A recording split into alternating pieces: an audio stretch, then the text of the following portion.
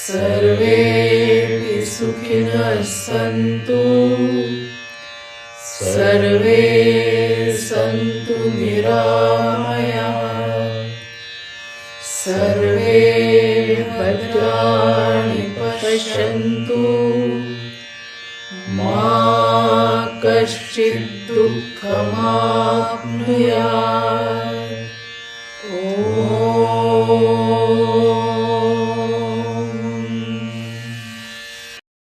मंडळी,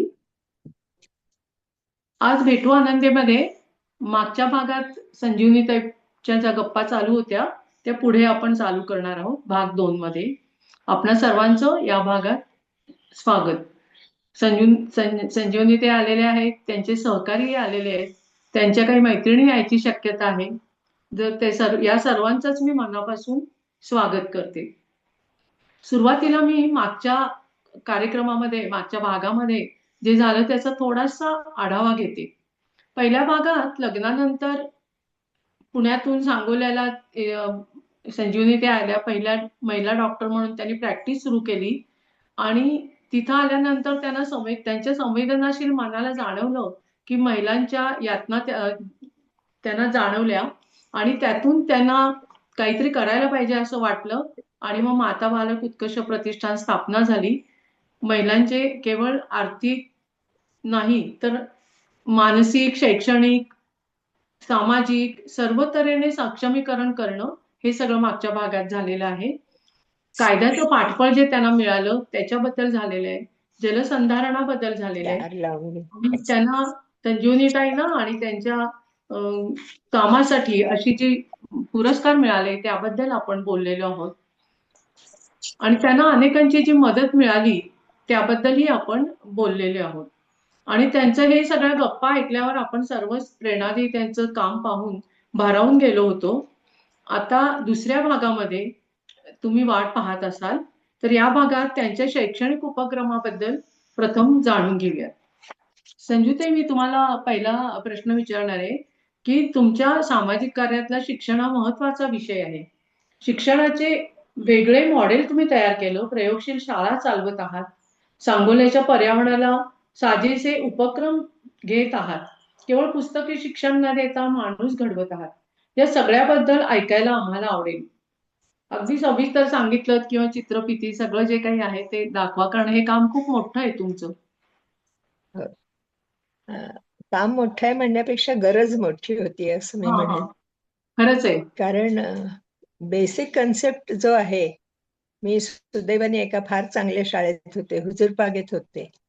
आणि जेव्हा जेव्हा मी विचार करते की कसं काय मला हे जमलं, तर शाळेचा त्याच्यात सिंहाचा वाटा आहे असं मला वाटतं. आणि इथे आल्यानंतर मला नावं कुणालाच ठेवायची नाही, पण शिक्षण कशासाठी असतं? माणूस जडणघडण व्हावी चांगली आणि चांगलं माणूस तयार व्हावं याच्यासाठी असतं. तर तसं नाही मला वाटलं इथे वातावरण. इथे असं होतं, शिक्षण कशासाठी? मार्क पाडण्यासाठी. मार्क पाडायचे कशाला?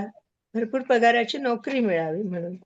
आणि पैसे भरपूर मिळाले की बस, आयुष्यात दुसरं काय असतं? अशी एकूण ॲटिट्यूड मला दिसत होती. आणि मग हे लोक म्हणायचं नाही, पण नंतर वृद्धत्व आलं की फळं भोगतात त्याची. आणि त्यांनी फक्त धन व्यवहारच केलेला असतो. त्याच्याबरोबर मन व्यवहार आवश्यक असतो हे कधी कधी लक्षातच येत नाही. वाढणाऱ्या मुलांकडे किरकोळीत बघितलं जातं. त्यांचेही काही विचार असतील, त्यांचेही काही मनसुबे असतील, त्यांनाही काही खटकत असेल असं नाही वाटत फारसं. असं लक्षात आलं माझ्या. आणि शिक्षकांची पण मानसिकता अशीच होती की छम छम छडी पाहिजे, त्याच्याशिवाय काही फारसं येणार नाही मुलांना. शिक्षेशिवाय काही दुसरं दिसत नव्हतं. तर मी काही शिक्षण क्षेत्रातली नाहीच, कुणी तज्ज्ञ तर मुळीच नाही. फक्त एक चांगली आई होते मी असं मला वाटतं. आणि त्या दृष्टीने शिकताना मुलांना काय दिलं पाहिजे हे मला कळत होतं असं मला वाटायचं. आणि मग जेव्हा शिक्षिकांकडूनच आमच्या शिक्षकांकडून सॉरी सहविचार केंद्र जे आमचं होतं, महिला सहविचार केंद्र, त्यांनीच असं मागितलं की आपल्या शाळेत आपल्या गावात एकच बालवाडी आहे आणि जरूर आहे संजूताई, मग आपण का नाही काढायची? मग शिकवणार कोण? तर आम्ही शिकवू. अगं शिक्षण किती? 7वी 8वी कसं शिकवाल? मग तुम्ही शिकवा आम्हाला. बालवाडीत काय शिकवायचं अवघड नसतं. इतका त्यांना कॉन्फिडन्स आलेला होता. आणि मग आम्ही पोस्टल कोर्स करू. अ, आम्हाला चालेल. सगळ्याचा विचार केला असता ते सगळं मला अ, योग्य वाटत नव्हतं. म्हणजे नफा कोणत्याही प्रकारचा त्याच्यातनं होईल असं वाटत नव्हतं. पण त्यांचा उत्साह खूप होता आणि म्हणजे त्या कमिटेड होत्या त्याच्यासाठी. मग सुदैवाने माझ्या मुलाच्या शिक्षिका होत्या. तो भावे प्राथमिक पुण्याला होता. शलाका सोमण त्यांचं नाव. तर आम्ही बालवाडी सुरू केली. मी म्हटलं आमच्या शिक्षिकांना सुरू करण्याआधी शिक्षण पाहिजे हो. तर निर्मलाताई पुरंदरे त्यांची सख्खी मावशी शलाकाताईंनी माझी आणि निर्मलाताईंची ओळख करून दिली आणि निर्मलाताई येऊन गेल्या सांगोल्याला आणि त्यांना आवडलं आमचं सगळं काम आणि त्या म्हणल्या आपण सुरू करू संजूताई, काहीच हरकत नाही. आणि खरंच त्यांनी मोठ्या बहिणीसारखं ॲज फार ॲज छोट्या मुलांचं शिक्षण, ते के-जी आपण ज्याला म्हणतो पूर्व प्राथमिक, त्याचं इतकं सुंदर त्यांचा अभ्यासक्रम होता आणि पूर्ण सहकार्य त्यांनी आम्हाला दिलं. म्हणजे त्यांच्यामुळे हा बालशिक्षणाचा प्रवास खूप सोपा झाला आमचा. मग हळू प्राथमिक वाढत गेलं. तसं मग सगळे त्याचे आयाम लक्षात यायला लागले, की स्कॉलरशिप पण मिळाली पाहिजे मुलांना. शिक्षकांनी कसं शिकवलं पाहिजे, हे सगळं पडत होतो आम्ही. शलाकाताई भावे प्राथमिकमध्येच शिक्षिका असल्यामुळे त्या मार्गदर्शन करतच होत्या आणि मार्क ओरिएंटेड बरचसं होतं त्यांचं. कारण तसंच आहे वातावरण. त्याला जोड मिळाली गायत्री सेवकची. ती ज्ञानप्रबोधिनीची कार्यकर्ती आणि इतकं सुंदर तिने वेगळं डायमेन्शन आणलं आमच्या या अभ्यास या गोष्टीला.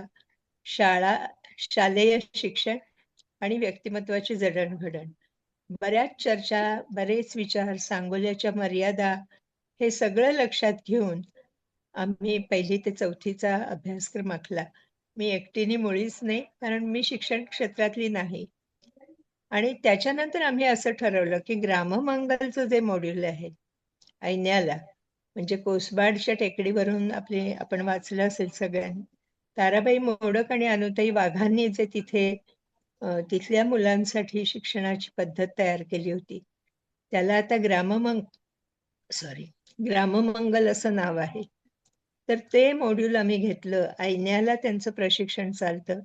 आमच्या प्राथमिक शिक्षिकांना 8 ते 10 दिवस आम्ही ऐन्याला पाठवलं होतं. त्या ग्राममंगलचं कसं आनंददायी शिक्षण असतं, मुलांशी कशा पद्धतीने संवाद साधता येतो, कसं त्यांना आवडतं मग शिक्षण, सगळं त्या बघून आल्या आणि मग आमची 1ली ते 4थी तालुक्यात 1ली तेव्हापासून आत्तापर्यंत झाली असं मी म्हणेन. हा प्राथमिकपर्यंतचा प्रवास आमचा. शलाका सोमण मी म्हटलं, निर्मला पुरंदरे, गायत्री सेवक. त्याच्यानंतर ग्राममंगलच्या ज्या सेक्रेटरी होत्या, ती प्राची खांडेकर माहेरची, माझ्या लहान बहिणीसारखीच. तर तिने तिच्या रिटायरमेंट नंतर शिक्षकांची प्रशिक्षणं सांगोल्यात येऊन आम्हाला दिली आणि सगळ्यात last but not the list, सगळ्यात महत्वाचं नाव आहे हेमा होनवाड. गायत्रीनीच त्यांची आमची ओळख करून दिली. त्या शिक्षणतज्ञ आहेत.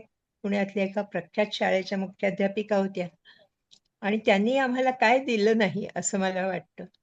कारण आमचा जो डोनर आहे परदेशातला अँड्र्यू लेडरर, ज्यांनी शाळेसाठी खूप मदत केली, त्याची ओळखच मुळी हेमाताईंनी करून दिलेली आहे. त्यामुळे असं सगळ्यांचे प्रयत्न आणि शिक्षणाबद्दलची आस्था हा एकत्र संगम झाल्यामुळे आम्ही 1ली ते 4थी पर्यंत मास्टरी मिळवू शकलो असं वाटतं मला. पण 4थीच्या पुढेही तुमचं बरंच म्हणजे कारण 10वीचे हो. रिझल्ट 100% लागतात तुमचे असं मी मुलाखतीतून वेगवेगळ्या ऐकलं आणि बरेच त्यांनी प्रोजेक्ट तयार करणं, बक्षिसं मिळवणं. म्हणजे हे चौथीनंतर या टप्प्यावर कसे आला तुम्ही? चौथी नंतर आम्ही बरेच दिवस गप्प बसलो होतो. कारण मला तर नव्हताच वेळ. माझ्या घरी वृद्ध माणसं होती. त्यांना काही आजार पण होते. काळजी घेणं गरजेचं होतं. माझी मुलगी लहान होती. मुलगा पुण्याला गेला होता शिकायला. त्यामुळे वैयक्तिक लक्ष देणं मला अशक्य होतं. त्यामुळे 5वी आम्ही सुरू करताना खूप विचार करून सुरू केली. 83 मध्ये आमची पूर्व प्राथमिक सुरू झाली आणि 5वी आम्ही सुरू केली 2012ला, बरोबर? 2012ला 5वी सुरू झाली आणि मग आमची खरी कसरत सुरू झाली. कारण आमच्या शिक्षिका 4थी पर्यंतच ट्रेन झालेल्या होत्या. 5वी पासून नवीन शिक्षक आले. पण ते आव्हान आम्ही स्वीकारलं. कारण दरवर्षी पालक म्हणत असत, की अहो तुम्ही 4थी पर्यंतच का थांबताय? आणि तुमच्या लक्षात असं येत नाही का, की तुम्ही 4थी पर्यंत तयार केलेली मुलं आयती दुसऱ्या शाळांना देता आणि त्या तुमच्या शिदोरीवर मुलं पुढे जातात आणि क्रेडिट मात्र सगळं त्यांना जातं. हे सगळं पटत होतं. पण वेळ नव्हता करायला आणि तेवढी तयारी पण नव्हती. हे सगळं आपल्याला झेपेल याची. त्याच्यामुळे थांबलो आम्ही जरा, दम घेतला जरा. पुन्हा नव्या उमेदीने मग 2012ला 5वी सुरू केली. तेव्हा असं वाटलं होतं, म्हणजे सगळ्यांनीच सल्ला असा दिला होता, की ही नैसर्गिक वाढ आहे तुमची. 1ली ते 4थीला ग्रँटेबल करण्यामध्ये आमचे तेव्हाचे आमदार गणपतराव देशमुख यांचा खूप वाटा होता. आणि अक्षरशः घरी आणून दिली मान्यता मला. आणि 5वीला पण नैसर्गिक वाढ म्हणून तुम्हाला मान्यता मिळेल, असं सगळ्यांनी सांगितलेलं असल्यामुळे आम्ही 5वी सुरू केली. आणि सरकारने त्यावेळच्या त्याच वर्षी असा निर्णय घेतला, कुठलीही खाजगी शाळा आता अनुदानित करायची नाही. सरकारचा निर्णय म्हटल्यावर काहीच करता येईना, अजून करता आलेलं नाहीये. त्याच्यामुळे मुलं आमची कष्ट करणारी, अतिशय मनापासून अभ्यास करणारी, कोणीतरी आपल्याला व्हायचंय पुढे आयुष्यात, काहीतरी छान करून दाखवायचंय, अशी जिद्द असणारी, असं सगळं असून सुद्धा शिक्षकांना आम्ही खूप अपेक्षा करतो तशा शिक्षकांकडून. आम्ही पुरेसं नाही वेतन देऊ शकत. कारण आमची मुलं पण कमी उत्पन्न गटातले जे शेतकरी लोक आहेत, त्यांची मुलं. त्यामुळे 25% मुलं तरी फी देऊ शकत नाहीत आणि आमची फी पण खूप कमी आहे. 5,000 वर्षाला म्हणजे एवढीच फी आम्ही घेऊ शकतो. त्याच्यामुळे ती खंत आहे. तरी पण आम्ही म्हणजे देणग्या गोळा करतो. पालकांना काही विनंती करतो. शिक्षक तर कमी मानधनावरच काम करतात आमचे. आणि मात्र आम्ही मुलांच्या चौफेर व्यक्तिमत्व विकासासाठी जे पाहिजे ते मार्क सोडून, परीक्षेतले मार्क सोडून देण्याचा प्रयत्न करतो. डॉक्टर गार्डनर म्हणून एक शिक्षणशास्त्रज्ञ आहेत. त्यांनी असं मत मांडलं, की आमच्याकडे जे म्हणतात, मार्क मिळाले ना भाषेत, गणितात मुलगा हुशार आहे खूप, दुसरं काही बघायलाच नको. पण गार्डनर असं म्हणतात, की 8 प्रकारच्या बुद्धिमत्ता असतात. त्याच्यामध्ये भाषिक आणि गणिती या 2 झाल्या, त्याचंच असेसमेंट आपल्याकडे होतं. पण कुणाला स्नायू चांगले असतात, ती बुद्धिमत्ता असते. हे आपण ह्याचं उदाहरण घेतलं सचिन तेंडुलकर किंवा हे जे लोक असतात स्नायूंच्या क्षमता खूप असणारे, ते उत्तम खेळाडू असतात किंवा ते नृत्य विशारद असतात किंवा चांगले सर्जन्स असतात. तशीच ताल, लय, नाद ह्याची पण एक बुद्धिमत्ता वेगळी असते. ते लोक गायक असतात उत्तम. किंवा स्पेसचं कोणाला ज्ञान असतं, आर्किटेक्ट्स असतात असे लोक. काही लोक इंटरॅक्शन्स खूप चांगल्या करणारे असतात, लिडरशिपचे गुण असतात. तर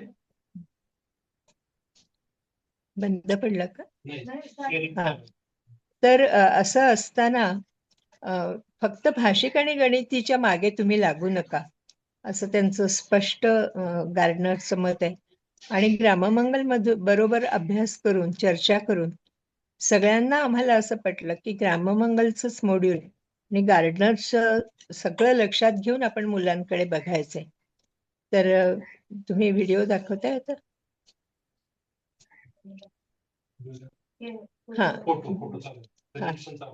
भाषिक आणि गणिती बुद्धिमत्ता आम्ही शिकवतो. बौद्धिक फायदा मुलांनी कसा घेतलाय ते बघूया जरा. मागे जाता येईल थोडं. आम्ही असं म्हणतो की मनगट आणि मेंदू तिन्हीचा विकास झाला पाहिजे मुलांचा. हे दरवर्षी 2012ला 5वी सुरू झाली. ती जेव्हा पहिली बॅच 10वीला गेली तेव्हापासून आतापर्यंत 100% निकाल आमचा लागलेला आहे. आणि दरवर्षी आमचा विद्यार्थी तालुक्यात पहिला असतो. भरपूर मार्क मुलं मिळवतात. स्पर्धा परीक्षांमध्ये पण स्कॉलरशिपला भरपूर मुलं येतात. तसंच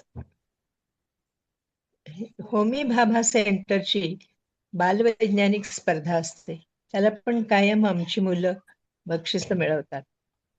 हे सोडून ज्या वेगळ्या बुद्धिमत्ता असतात, गायन आहे, वादन आहे, नृत्य आहे, हे सगळं शिकवलं जातं. इव्हन लेझिम, झांज पथक आमचं छान तयार आहे. लेझिम खेळतात मुलं छान. आणि बालक मंदिर पासूनच आम्ही याची सुरुवात करत असतो. बालक मंदिरला बुद्धिमत्ता वाढवण खूप लोकांना घाई झालेली असते. लोकांना वाटतं की आमच्या मुलांना पटपट यावं. हो, तुमची शाळा एक तर मराठी आहे आणि तुम्ही लिहायला कसं देत नाही मुलांना? तर ही जी ग्रीप असते बोटाची, त्या ग्रीपला मॅच्युअर व्हायला स्नायू, आपल्या बोटांचे अंगठा आणि त्याची शेजारची तर्जनी, याची जी ग्रीप असते ती ग्रीप यायला वेळ लागतो. 5 वर्ष झाल्याशिवाय ती येत नाही. आणि इंग्लिश माध्यमाच्या शाळा मुलांना ABCD पाठ करायला केव्हा सुरुवात करतात आणि पाठोपाठ लिहायला, तो खरा अन्याय आहे मुलांच्या बोटांवर. हस्ताक्षर बऱ्याच वेळेला त्यांचं बिघडतं. आम्ही मात्र स्ट्रिक्टली मराठी माध्यम, त्याच्यात मुलांना लिहायला फारसा ताण देत नाही, वाचायला शिकवतो, वेगवेगळ्या पद्धतीने शिकवतो.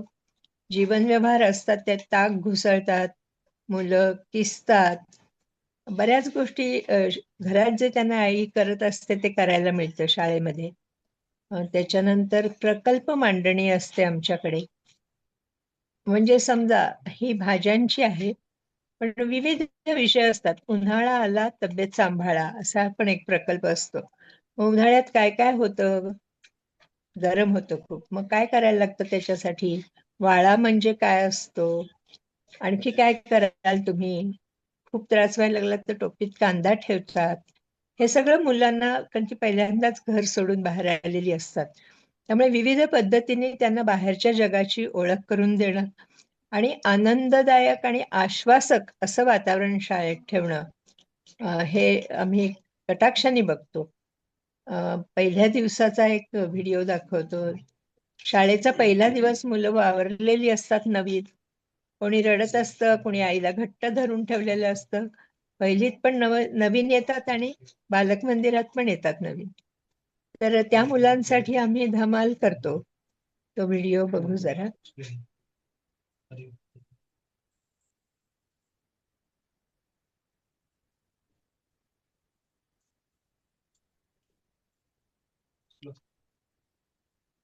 एक मिनिट हा, लागतोय.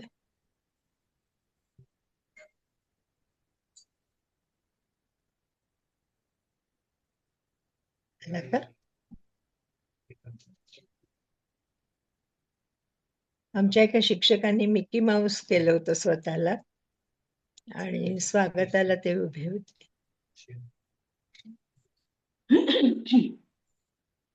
तुम्ही हे सगळं सांगताना जाणवतं तुम्ही शिक्षण तज्ञ, मला शिक्षण तज्ञ नाही म्हणताय. कोण म्हणेल तुम्हाला शिक्षण तज्ञ नाही? तुम्ही म्हणलात की मी एक आई आहे, पण तुम्ही ती निरंतरच आई राहिला आहात आणि पहिली शिक्षक आई असते, त्यामुळे निरंतरच तुम्ही शिक्षक आहात असं मला तरी म्हणावंसं वाटतं तुमचं हे ऐकून, बोलणं ऐकून. हे दिसतं तोपर्यंत म्हटलं थोडं बोलत राहू, व्हिडिओ चालू होईपर्यंत. सुरू झालाय व्हिडिओ.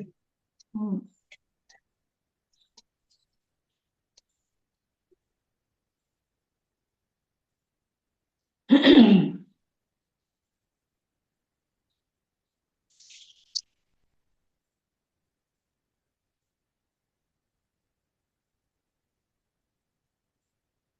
कल्पक स्वागत आहे.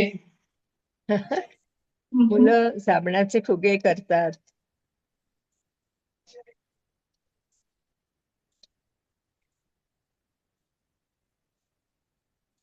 त्यांना आत्मविश्वास वाटेल की आपण या शाळेत चांगले राहू, आपल्याला कोणी रागवणार नाही, आईला सोडून आलं तरी काही होणार नाही, अशा पद्धतीत हसत आनंदात असतात मुलं. पुढे जाऊयात. किती सुंदर भूमिका आहे तुमची या मागची. या मागची भूमिका एवढीच होती की पहिल्या दिवशी बावरलेल्या मुलांना पहिल्यापासून आश्वासक वातावरण मिळालं पाहिजे, आनंददायक वातावरण मिळालं पाहिजे. एके ठिकाणी आमच्याकडे डिजिटल स्क्रीनवर गंमतशीर खेळ एक फिल्म सुरू असते. मोठी मुलं ढोल वाजवतात, तर पहिलीच्या मुलांना आपल्या बरोबर घेतात, ढोल वाजवत सगळी शाळा फिरवून आणतात आणि दाखवतात दादा ताई असल्यासारखं. इथे आहे ना वाचनालय बर का आपलं, इथे आपलं शू करायला कुठे जायचं, इथे जायचं, असं सगळं एकमेकांशी इंटरॅक्शन होत असते त्यांची. पहिला दिवस चांगला गेला की मग बरीच मुलं लवकर रुळतात. ही भूमिका आहे त्याच्यामध्ये. तुमच्या सांगोल्याची मुलं नशीबवान आहेत सांगोल्याची म्हटलं. काय म्हणलात, नाही कळलं. मुलं नशीबवान आहेत सांगोल्याची असं हो हो, मुलं नशिबान. मुलांना शाळा आवडते मात्र खूप. म्हणजे माझी विद्यार्थी पण म्हणतात की आम्हाला शाळेची फार आठवण येते आणि एक एक बॅच येऊन आपलं आपलं गेट टुगेदर करत असतात शाळेमध्ये सगळ्या शिक्षकांना भेटून. आवडावी हाच गाभा शिक्षणाचा. हो. आणि परवा एका माझी विद्यार्थ्याने, तो एका कंपनीत काम करतो, त्याच्या CSR फंडातून वॉटर प्युरिफायर मोठा घेऊन दिलाय शाळेला. आपण काही मुलांनी वेबसाईट बनवली आहे आमची, त्यामुळे बालक मंदिरचा विद्यार्थी असलेला, तेव्हा तर आमची 4थी पर्यंत शाळा होती, पण मुलं विसरली नाहीत अजून. शिक्षा केल्या तरी सुद्धा रागावली नाहीत असं मला वाटतं. आणि हे सगळं करत असताना अध्यापन पद्धतीबद्दल पण आम्ही विचार केला की कशी पाहिजे अध्यापन पद्धती. तर असं म्हणतात की if you listen you forget, if you see you remember, and if you do you understand. त्यामुळे आम्ही कृती आधारित अध्यापन असेल असं शिकवलं होतं. कृती आधारित म्हणजे काय की जे काही शाळेत तुम्ही शिकता त्याचा व्यवहारात काय उपयोग होतो, तर ते दाखवते. अध्यापन पद्धतीमध्ये दृकश्राव्य शैक्षणिक साधनांचा आम्ही बराच वापर करतो. प्रत्येक खोलीत, वर्ग खोलीत आम्ही आता स्मार्ट TV बसवलेला आहे. 5वी ते 10वीच्या वर्गांमध्ये CSR मधूनच अर्थात. किंवा क्षेत्रफळ घ्यायचं म्हणजे नेमकं काय करायचं, परिघ म्हणजे काय असतो, हे सगळं मुलं गणितात जेव्हा शिकतात तेव्हा बाहेर येऊन मापं घेतात स्वतः. मग क्षेत्रफळ म्हणजे काय हे त्यांना कळायला लागतं. अगदी छोटी मुलं सुद्धा आमची, बालक मंदिरची कमी, पण पहिलीपासून प्रत्येक वर्गाला आमच्या मुक्तांगण आहे छोटंसं. तिथे मुलं काहीतरी लावतात, गाजरं लावतात, कोथिंबीर लावतात, आणि सगळ्या शाळेचं जे पोषण आहार असायचा पूर्वी त्याच्यामध्ये मुलं ते द्यायची. मग वर्गवाणी आहे आमच्याकडे, प्रत्येक वर्गात स्पीकर आहे. हे सगळं आम्ही CSR मधून केलंय. आणि तर कुठल्याही मुलांनी चांगली कृती केली की ते वर्गवाणीवर सांगितलं जातं की आज मुलांनी गाजरं लावली, ती शेजारच्या वर्गातल्या मुलांना पण दिली होती खायला. त्याच्यामुळे एक छान वातावरण आमच्याकडे श्रमप्रतिष्ठेचं पण निर्माण झालेलं आहे. अशी ही अध्यापन पद्धती असल्यामुळे मुलं लवकर समजतात गोष्टी त्यांना, असं वाटतं मला. त्याच्यानंतर पायाभूत तत्व मग आम्ही ठरवली की काय असली पाहिजेत.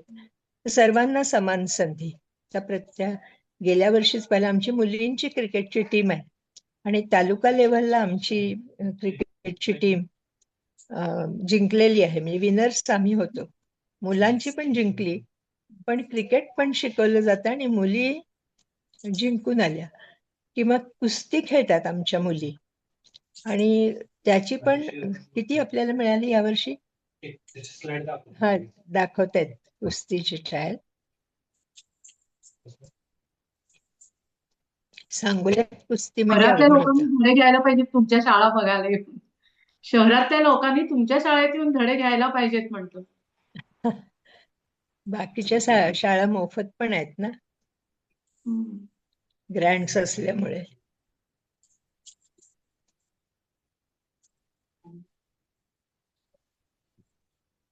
पूर्ण आपले शैक्षणिक कार्यकर्ते आहेत त्याच्यामध्ये. हा, मला ते वाचता येत नाही.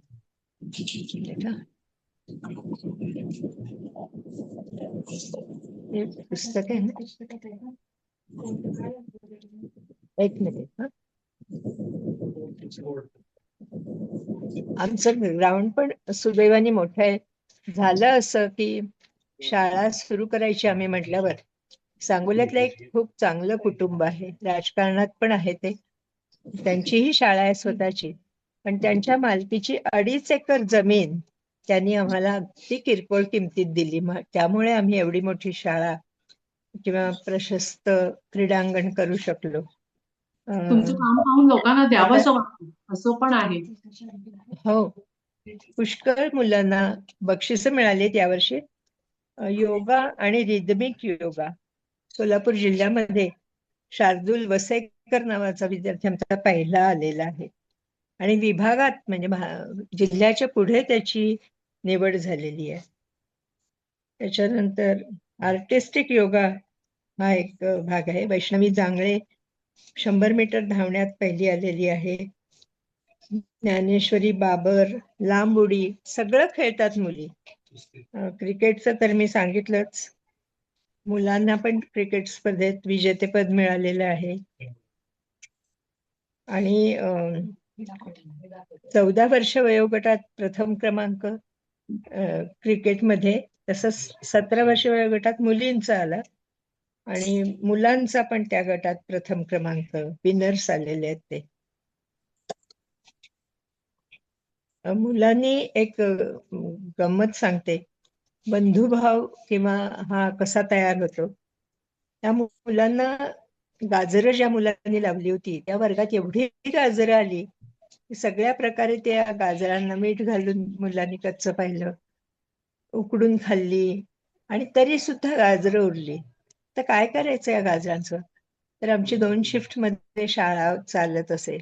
ज्या वर्गात प्राथमिक भरायची 11च्या पुढे, त्याच्यात आधी पूर्व प्राथमिकचे वर्ग असायचे. तर ही मोठी मुलं होती गाजरं लावणारी. आपल्या लहान मुलांसाठी ठेवूया की रे आपणच त्यांनी खाल्ली गाजरं सगळी. आणि त्या मुलांनी अगदी दादा होऊन या छोट्या मुलांसाठी ठेवलेलं होतं. बाह्य जगाशी पहिल्यांदाच इंटरॅक्ट करत असतात ही मुलं. त्याच्यामुळे विविध पद्धतीने आम्ही त्यांना अभ्यासाकडे वळवण्याचा प्रयत्न करतो. पुस्तकांची म्हणजे गोष्टीची पुस्तकं किंवा चित्रांची पुस्तकं, त्याची सुद्धा आधीपासूनच त्यांना बालक मंदिरात असतानाच ती मुलं पुस्तकं हाताळायला लागतात. म्हणजे पुस्तकात काहीतरी छान असतं, मुलं वाचतात, मोठी मुलं वाचतात गोष्टीची पुस्तकं, वाचन पेटी असते. हे सगळे संस्कार मुलांना वाचनालयाकडे जायला सुद्धा प्रोत्साहित करतात असं मला वाटतं.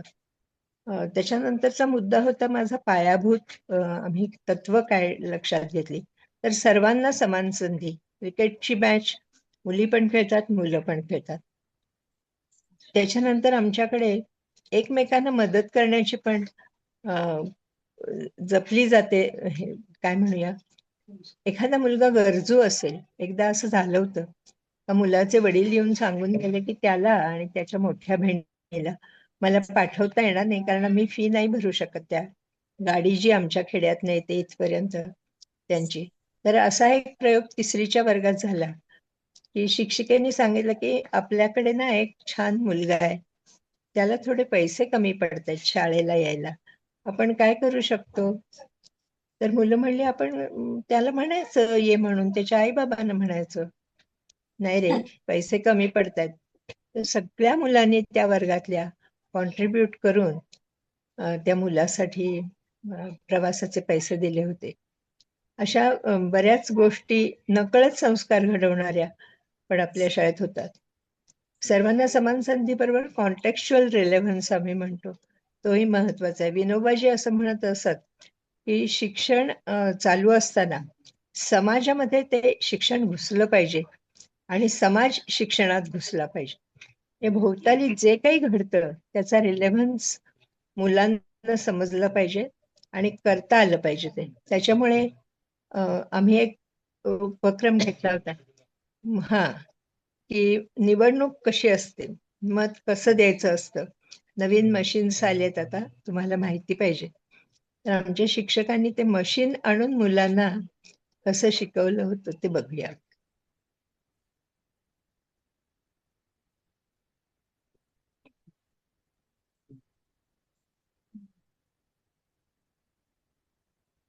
क्रिकेटमध्ये आता ते विश्वचषक मिळाल्यावर लोकांना मुलींना शिकवावंच वाटायला लागलंय.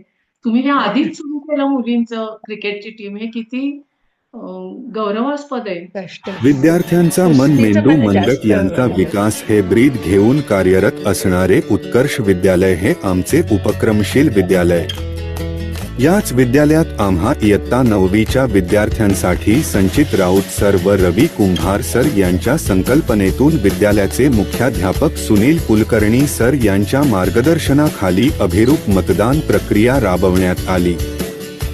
जगातील महान अशा लोकशाही देशाची मतदान प्रक्रिया आम्हाला समजावी, लोकशाही बळकट होण्यासाठी सुजाण सुसंस्कृत नागरिक घडावा, यासाठी नागरिकांच्या हक्काबरोबरच नागरिकांची कर्तव्य आम्हाला समजावी म्हणून विद्यालयामध्ये अभिरूप मतदान हा उपक्रम राबवण्यात आला. प्रत्यक्ष EVM मशीनच्या साहाय्याने मतदान कसे होते, व्हीव्हीपॅट काय असते, उमेदवाराची कर्तव्ये, मतप्रचार लक्ष्मी स्वप्नील नलवडे, माझं चिन्ह कमळ आहे. मी तुमच्या अडचणी समजून सोडवण्याचा प्रयत्न करीन. निवडणूक अधिकारी आणि प्रत्यक्ष निवडणूक साऱ्या गोष्टी आम्हाला या अभिरूप मतदान उपक्रमामुळे समजल्या. निवडणूक पार पडल्यानंतर प्रत्यक्ष मतमोजणी करण्यात आली. मतमोजणी प्रक्रिया मोठ्या स्क्रीनवर दाखवण्यात आली. त्यामुळे निवडणुकीत पारदर्शकता आली. प्रत्येक उमेदवाराला मिळालेली मते स्क्रीनवर दाखवण्यात आली. इयत्ता 9वी कावेरी व सरस्वती वर्गांच्या विद्यार्थी प्रतिनिधी निवडणुकीमध्ये विजयी झालेल्या कावेरी वर्ग प्रतिनिधी कुमारी सानिका धनाजी साळुंखे व सरस्वती वर्ग प्रतिनिधी कुमारी साक्षी महादेव वसमाळे यांना मुख्य निवडणूक अधिकारी सचिन गोत्सूर्य, विद्यालयाचे मुख्याध्यापक श्री सुनील कुलकर्णी सर, पर्यवेक्षक श्री मिसाळ सर, दोन्ही वर्गशिक्षक राऊत सर व कुंभार सर यांच्या हस्ते वर्ग प्रतिनिधी नेमणूक पत्र देण्यात आले.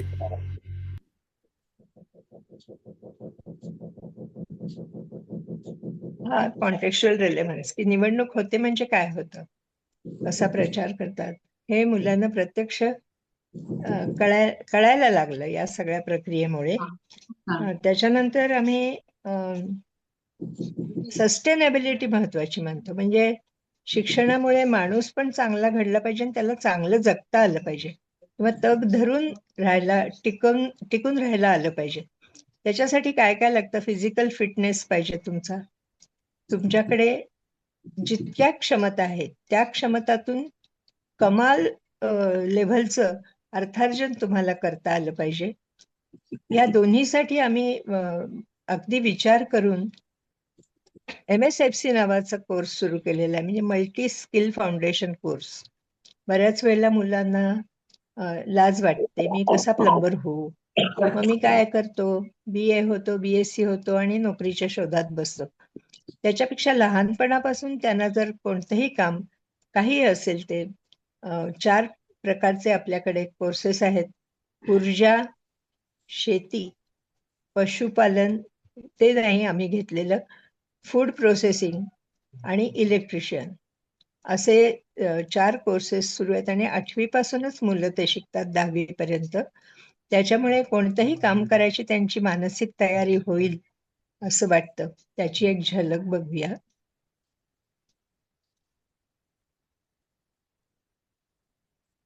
मुली, आणि मी तर असं म्हणेन, मुलांपेक्षा मुली खूप पुढे आहेत या सगळ्यात.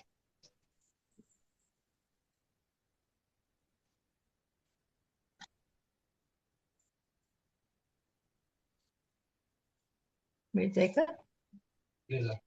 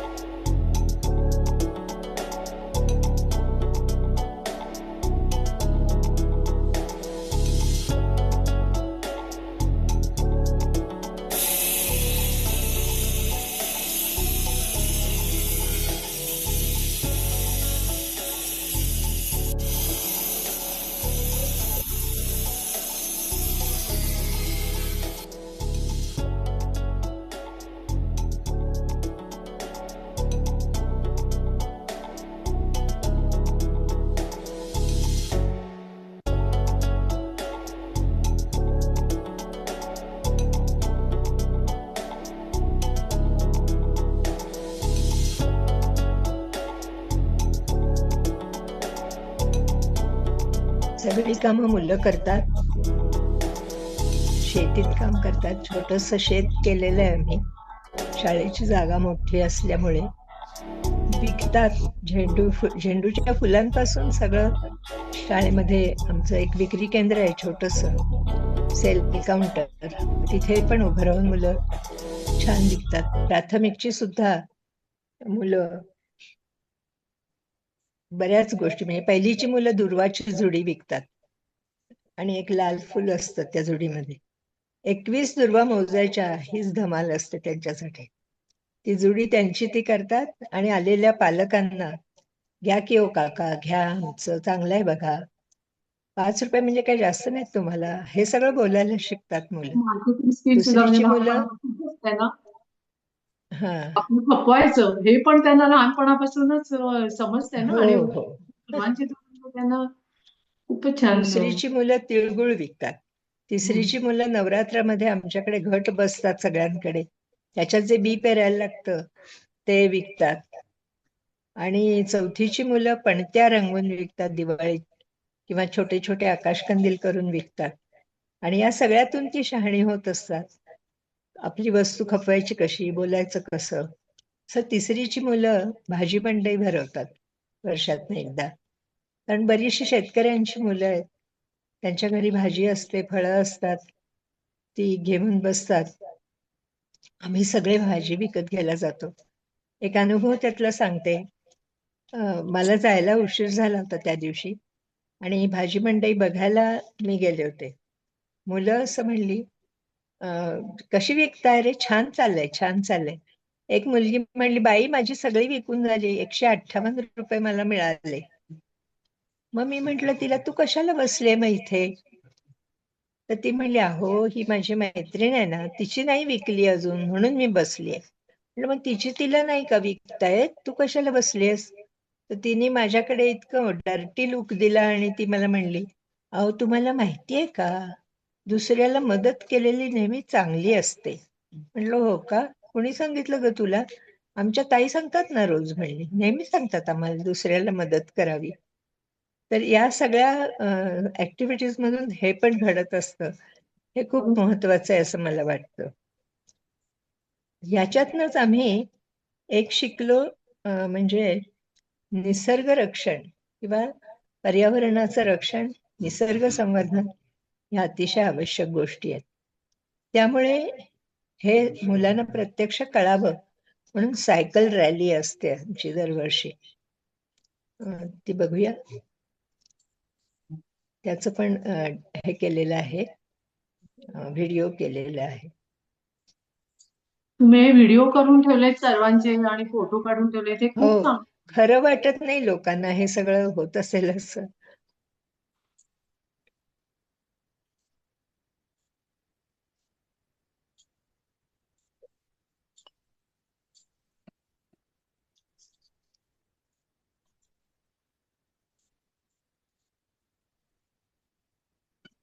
मन शुद्ध तुझ गोष्ट हाय पृथ्वी मोलाची, हा पृथ्वी मोलाची, हाय पृथ्वी मोलाची. मन शुद्ध तुझ गोष्ट हाय पृथ्वी मोलाची. तू चाल पुढं तुला रगड्या भीती कशाची, परवा बी कुणाची, परवा बी कुणाची, परवा बी कुणाची.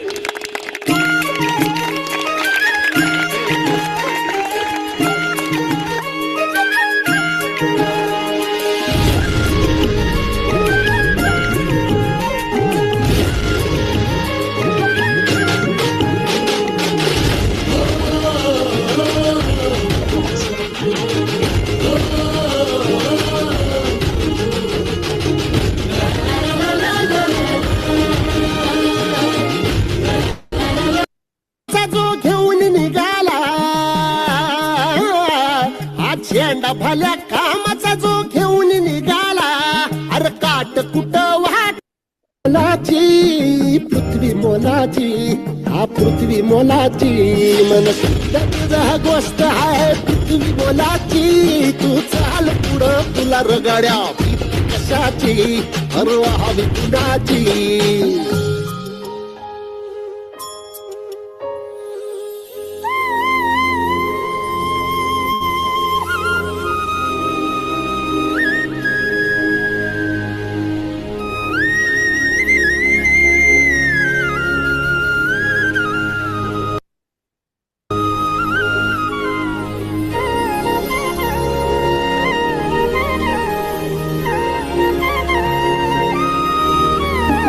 जो बळके तसे औक्ष म्हणजे मोठी लढाई, मोठी लढाई. अनहद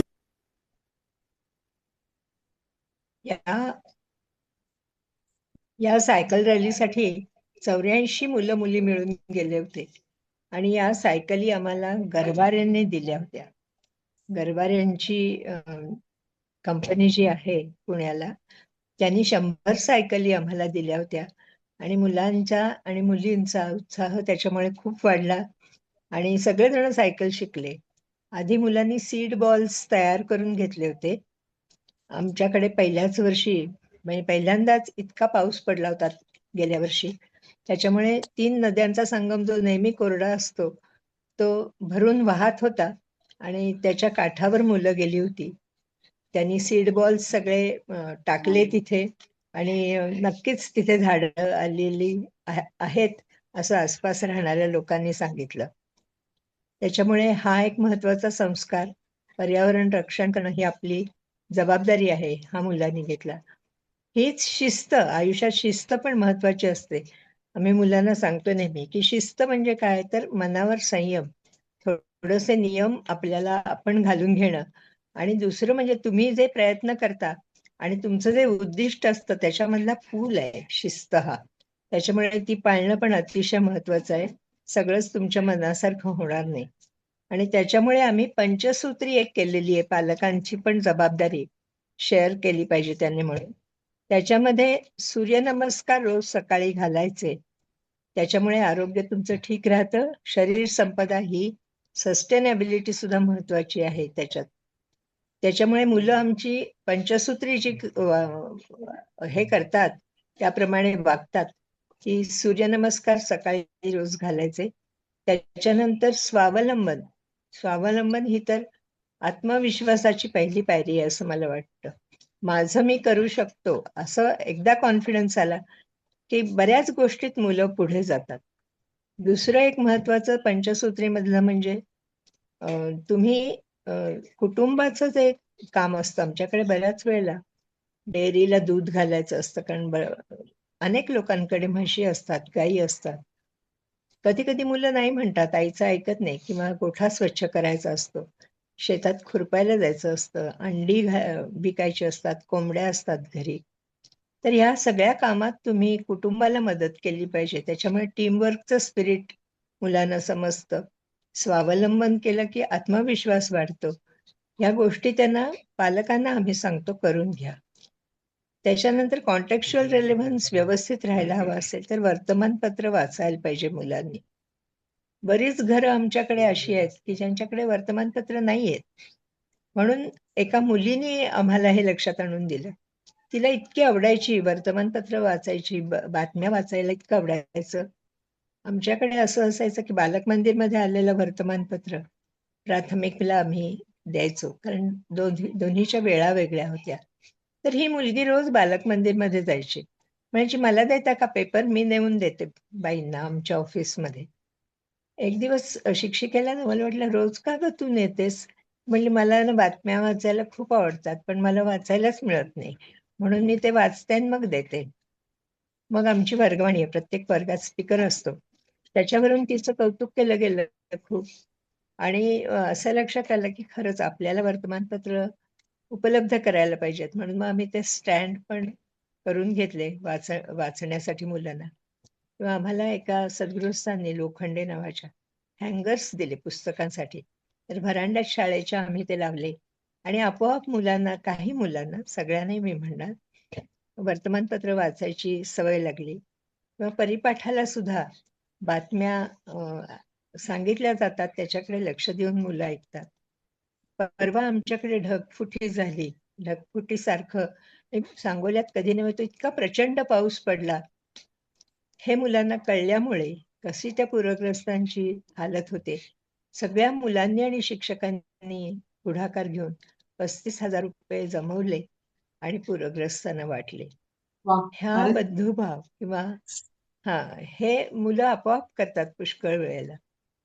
किंवा त्यांचं जे सेल काउंटर आहे, तिथे सेल झाल्यानंतर जे काही उरतं त्याच्यातनं शाळेसाठी आपण काहीतरी घेऊया, वाचनालयासाठी पुस्तकं घेतात. खूप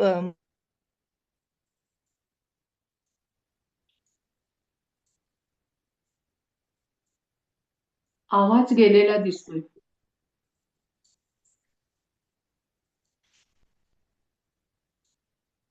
ती आमच्याकडे केली जाते. कारण आजकाल मला असं वाटतं की मुलांना आदर्शच नाही कोणी पुढे राहिला. म्हणजे शॉर्टकट्स मारायचे, कॉपी करायची, पैसे खायचे, असं सगळं वातावरण झालेलं असताना आपण दुसऱ्याला मदत केली पाहिजे, दुसऱ्याचं घ्यायचं नाही काही. हा संस्कार मुलांवर महत्वाचा होतो या सगळ्यातून, असं मला वाटतं.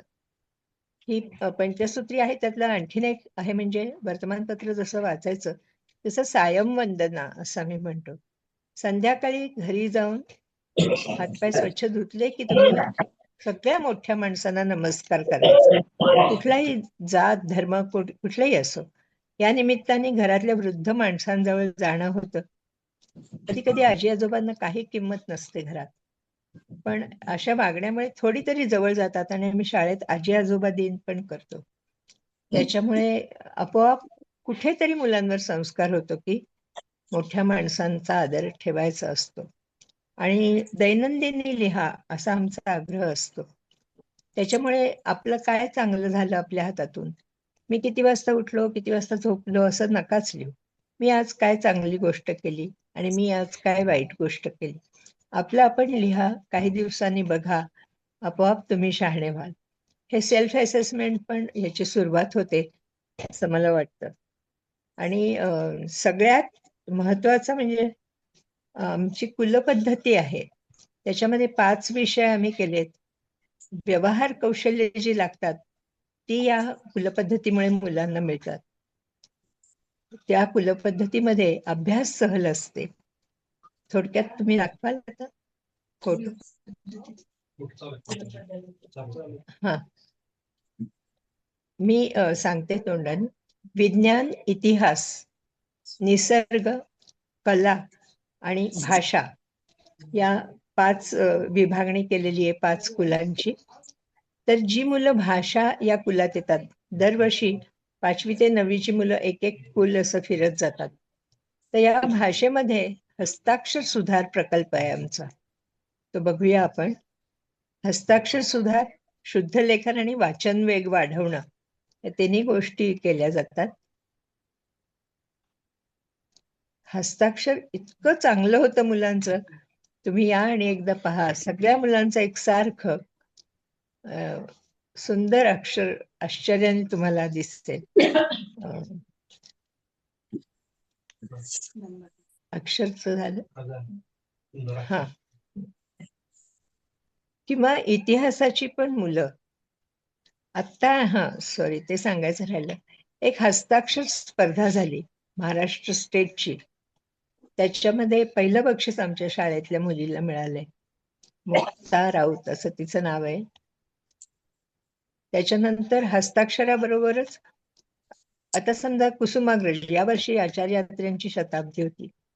आचार्य अत्रे काय आहेत, कोण होते, काहीतरी मुलांना कळलं पाहिजे, कानावर गेलं पाहिजे.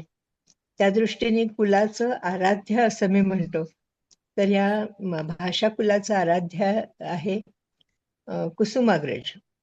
मग त्याच्या संबंधित सगळी माहिती गोळा करणं. मग कला या विषयात जेव्हा मुलं जातात, त्या गंधर्व नावाचं कुल आहे ते, त्याच्यामध्ये शाळेचं आमच्या गीत आहे ते शिकतात पहिल्यांदा. रांगोळ्या विविध काढायला, चित्रकला, त्याच्यानंतर ह्याचं पेंटिंग कसलं असतं ते मेणाचं करून आपण करतो, त्याला काय म्हणतात? बाटिक म्हणतात का ते? बाटिक हा बाटिक नाही, हल्ली लक्षात राहत नाहीत नाव. पण फुलांचे, कागदी फुलांचे गुच्छ करण्याची सुद्धा स्पर्धा असते आमच्याकडे. अशा विविध प्रकारच्या कलांचं इंट्रोडक्शन मुलांना होतं. किंवा कोणतेही गिफ्ट द्यायचं असतं जेव्हा आलेल्या पाहुण्यांना, तेव्हा मुलांनी केलेलंच ते ग्रीटिंग असतं किंवा आणखी काही छान वेगळं फोटो फ्रेम केलेली असते. अशाच प्रकारे कलेकडे बघायला आम्ही मुलांना शिकवतो. त्याच्यानंतर इतिहास या कुलामध्ये सांगोल्याचा इतिहास खूप आहे. सांगोल्याला ऐतिहासिक महत्व असलेला किल्ला होता एक. तर हे मुलांना माहिती नसतं. वर्ल्ड वॉर किती झाल्या वगैरे ते असतं अभ्यासात, पण आपल्या जगात काय घडतंय, आपला इतिहास काय होता किंवा भारताचा कसा वैभवशाली इतिहास होता, हे सगळं या इतिहास कुलातून आम्ही मुलांना शिकवतो म्हणजे सांगतो. आणि मुलं मजेने हे करतात. आर्यभट्ट नावाचं विज्ञानाचं आमचं कुल आहे. त्याच्यामध्ये मुलं छोटी छोटी मॉडेल्स करतात. आता त्याच्यातून आम्हाला खटपट घर करण्याची पुढची तयारी आम्ही करतो आहोत. कारण मुलांना चांद्रयान गेलं तेव्हा त्याचं जमिनीवरचं जे मॉडेल होतं ते आमच्या मुलांनी केलं होतं. एका मुलाने बॅक्टेरियाचं मॉडेल केलं होतं. खूप सुचतं त्यांना काही, त्याला वाव मिळावा म्हणून हे सगळे प्रयत्न आम्ही करतो. आणि मला असं वाटतं की ह्या सगळ्या प्रयत्नांना आमच्या यश येत आहे. कारण ही मुलं शहाणी होत आहेत. काही मुलं बाहेर जात आहेत. तर बाहेर जाणाऱ्या मुलांना चांगल्या नोकऱ्या मिळतात, आई वडिलांची आठवण ठेवतात, परत येतात. अशी थोड्याच काळामध्ये आम्ही बरीच भरारी, काहीही एड नसताना 5वी ते 12वी हे सगळे वर्ग आम्ही देणग्या गोळा करून चालू ठेवले आहेत. आणि मुलांची प्रगती खूप चांगली आहे. सगळ्यात शेवटची महत्वाची व्हॅल्यू जी आपण मुलांच्या मध्ये रुजवलीच पाहिजे ती आहे देशप्रेमाची. आणि आमच्याकडे अतिशय चांगल्या प्रकारे ध्वजवंदन केलं जातं. त्या ध्वजवंदनाने आपण शेवट करूया या अभ्यास. आणि आमची शाळा जरासा वृक्ष आहे हा विषय, पण कमी वेळात बरंच काही मांडायचं असल्यामुळे थोडीशी गडबड झाली. पण ध्वजवंदन आपण जरूर बघूया आणि मग शाळा हा विषय थांबूया. ते तुम्हाला सांगायचं काही वाटत असेल तर सांगा हो शाळेबद्दल, कारण ऐकायला इतकं छान वाटतं ना. नाही, तुम्ही विचारा मला काही. म्हणजे तुमच्याकडून हे आता तुम्ही बोलताना सुद्धा बऱ्याच गोष्टी समजल्या जातात ना. म्हणजे तुम्ही इतकं व्यवस्थित असतं तरी तुम्ही त्याला एक तारतम्य ठेवलेलं आहे की काही काही वेळेला अपवादात्मक तुम्ही विद्यार्थ्यांना सूट देता. एका मुलाच्या वडिलांना आजारीपणे त्याचं दुकान चालवायला त्याला बसायला लागायचं होतं.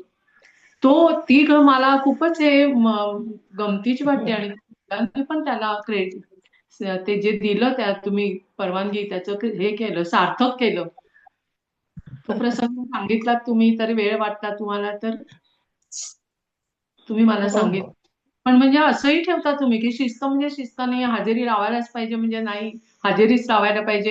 हे पण तुम्ही एक जी मुक्तपणे सवलत ठेवली आहे ना, किंवा हो म्हणजे शिक्षकांच्या मध्ये हो जे तारतम्य आहे, मला याच्यात शिक्षकांचं खूप कौतुक वाटतं. कमी पगार वगैरे असं काही न बघता ते मुलांना एवढं कल्पकता, त्यांची क्रिएटिव्हिटी. नाही, खरंच आमचे शिक्षक फार चांगले आहेत. कारण शिक्षकच सगळं अंमलबजावणी त्यांच्याकडेच असते ना.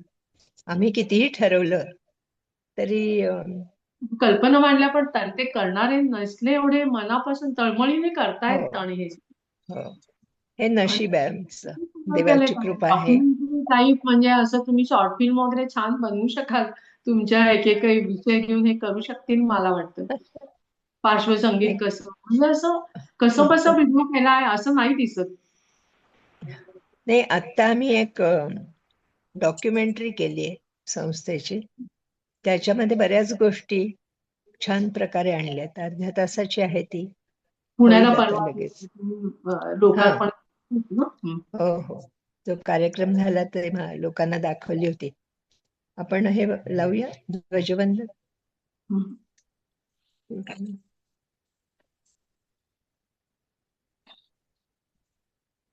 कुठला मुद्दा राहिला?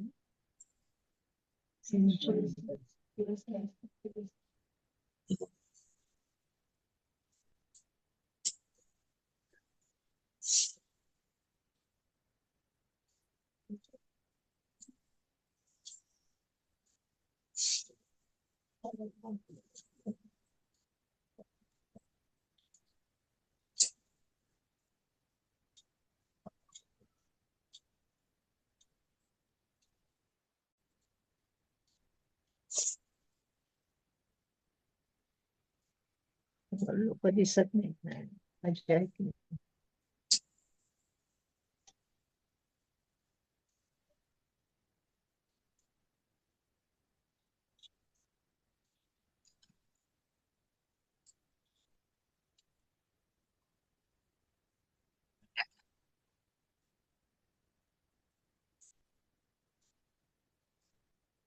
तुमचं दाखव.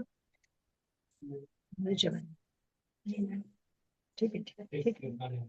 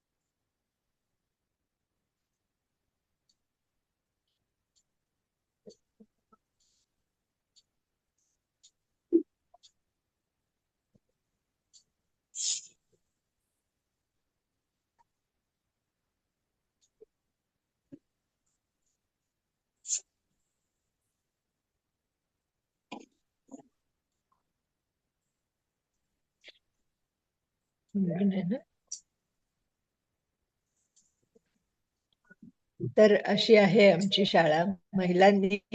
महिलांसाठी चालवलेल्या संस्थेची.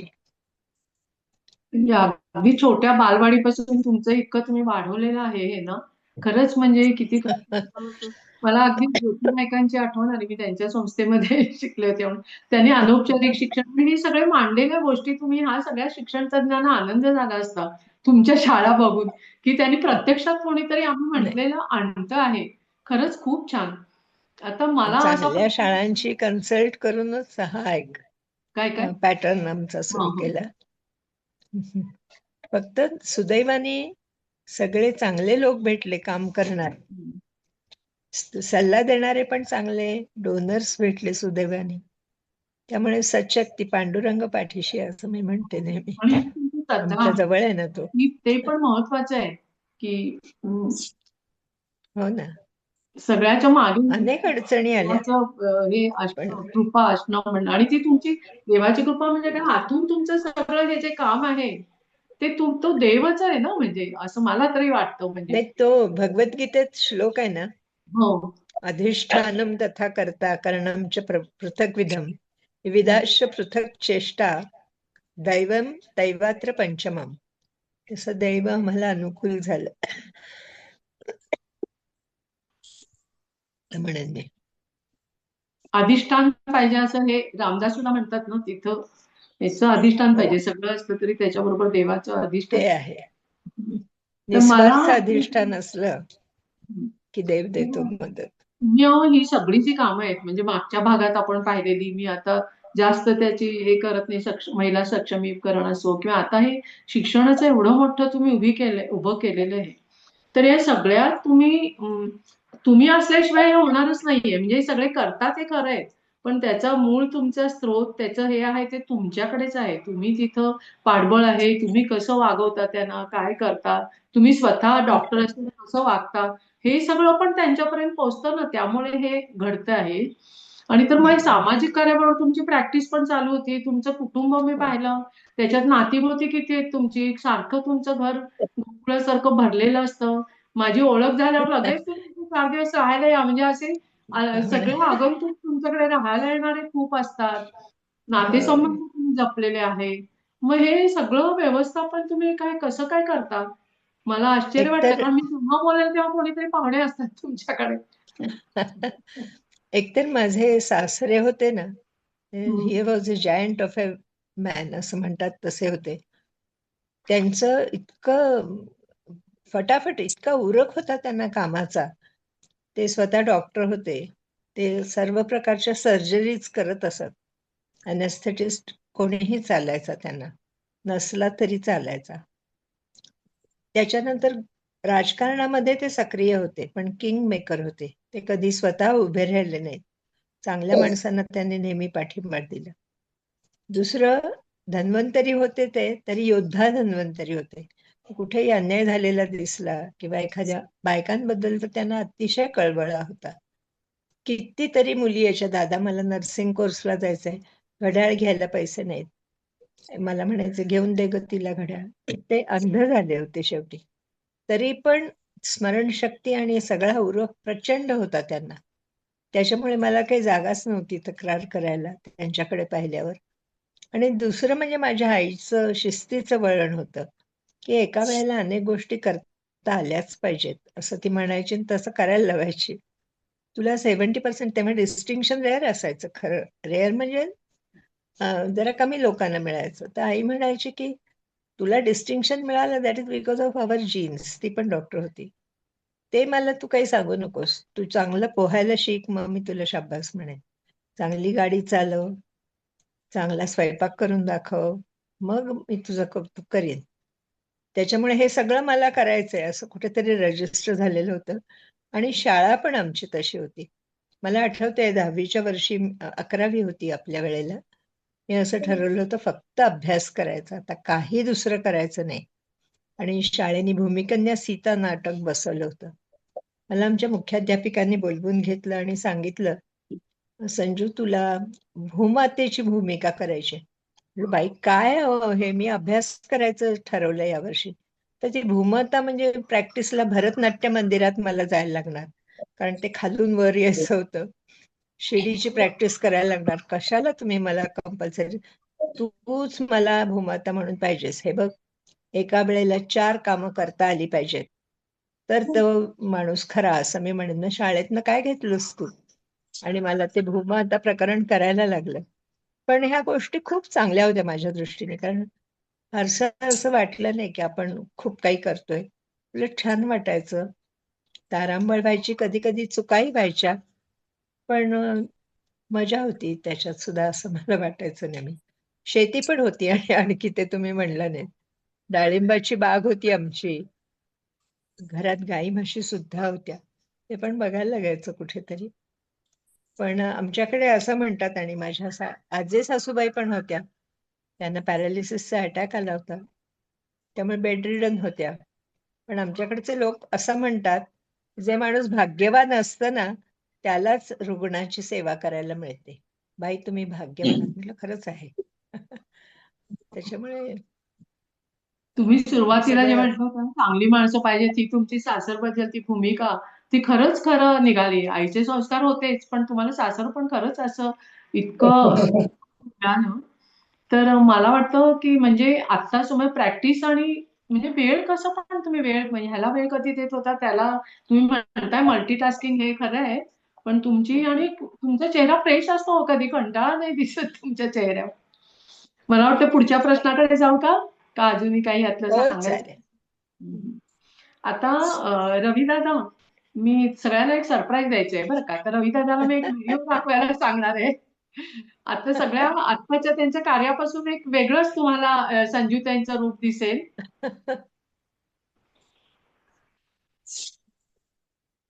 हे छान सरप्राईज बघा आता. आवाज ऐकू येत नाहीये. आवाज ऐकू येत नाहीये. स्लो होते का? जुलमी संग आखलडी असं गाणं त्या आहे त्या व्हिडिओमध्ये. आवाज ऐकू आला नाही. नाही येत का? येईल.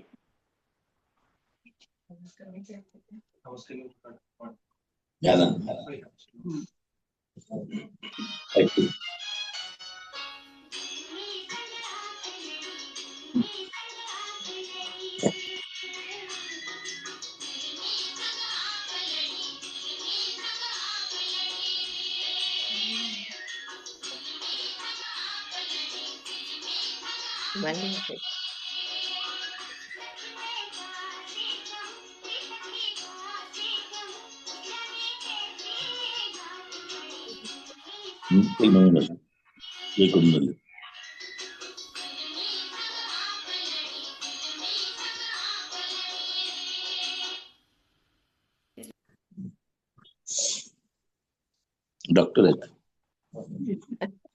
सगळ्यांनी आपल्या आपापल्या घरी टाळ्या नक्की वाजवल्या असणार. मला दिसतं की ऋषिकेशचा नृत्य डान्स क्लास आहे, त्याच्यात तुम्ही होमवर्क दिला होता. तो हा होमवर्क तुम्ही केलेला आहे. तर त्या ऋषिकेशच्या डान्स क्लासमध्ये आधी कशा आलात तुम्ही? हे सगळं कार्य तुमचं एकीकडे बाजूला, आणि त्या पूर्वीच्या तुम्ही पुरुषोत्तम करंडकशी जुळणार असं एक कुठलं तरी क्षेत्र, तुम्ही कशा काय आलात ऋषिकेशच्या डान्स? काय झालं, मला खूप लवकर लक्षात आलं पार्किन्सन्स आहे. मला खूप झोप यायची तेव्हा.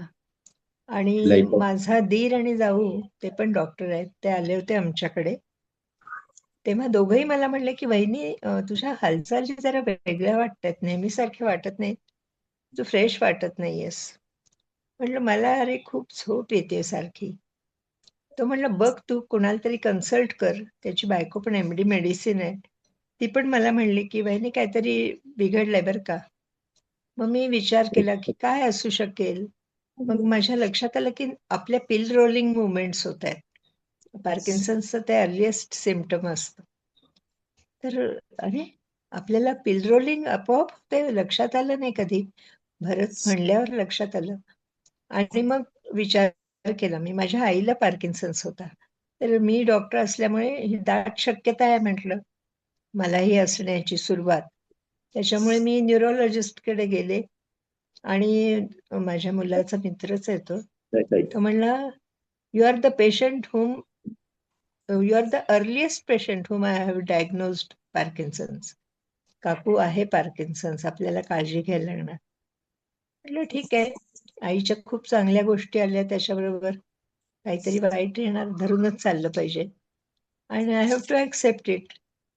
त्याच्यामुळे मात्र अगदी रिलिजियसली मी गोळ्या किंवा एक्सरसाइज जो काही सांगितला होता त्यांनी तो. आणि काही वेळेला तर असं झालं, मला त्रास होत होता खूप आणि मी पुण्याला आले, एका न्यूरोलॉजिस्टना दाखवलं, तर ते म्हणले तुम्हाला पार्किन्सन झालंय असं कोणी सांगितलं. म्हटलं झालंय हो, मला विड्रॉल सिम्पटम्स येतात गोळ्या थांबवल्या तर. इतकं भांडण झालं आमचं दोघांचं अक्षरशः. ज्यांनी रागारागाने मला मुंबईच्या एका न्यूरोलॉजिस्टचा फोन नंबर लिहून दिला. ते म्हणले महाराष्ट्रात नंबर 1 म्हणतात त्यांना, डॉक्टर मोहित भट, त्यांच्याकडे जा आणि त्यांच्याकडून ऐकून या की तुम्हाला पार्किन्सन्स नाही, तुम्हाला डिप्रेशन आलंय म्हणे. म्हटलं ठीक आहे. मी ऑनलाईन अपॉइंटमेंट घेतली त्यांची आणि मला डॉक्टर मोहित भट म्हणले, no, I will not call you as a depression patient. I know there are side effects of this Syndopa if you give in higher doses. मग त्यांनी माझा डोस कमी केला हळूहळू. आपण म्हणतो ना ॲक्लिमटायझेशन करायचं, मोठ्या डोंगरावर वगैरे गेल्यावर हळूहळू त्याला आपलं शरीर ॲडजस्ट होतं, तसं त्या डोसला ॲडजस्ट झालं आणि कदाचित त्याच्यामुळे असेल तो अजून फारसा पुढे गेला नाही. त्याच सुमाराला साधारण 3 वर्षांपूर्वी किंवा 2 वर्षापूर्वी असेल, ऋषिकेश पवार बद्दल आलं होतं आणि मला ह्याच्यावर व्हॉट्सॲपवर माझ्या अनेक मित्रमैत्रिणींनी, नातेवाईकांनी, वहिनी हे तू करून बघ, हा संजू तू हे करून बघ, आलंय बाबा हे डान्स थेरपी आहे चांगली. आणि पुणं माझं माहेर असल्यामुळे मी ऋषिकेशला भेटले तेव्हा.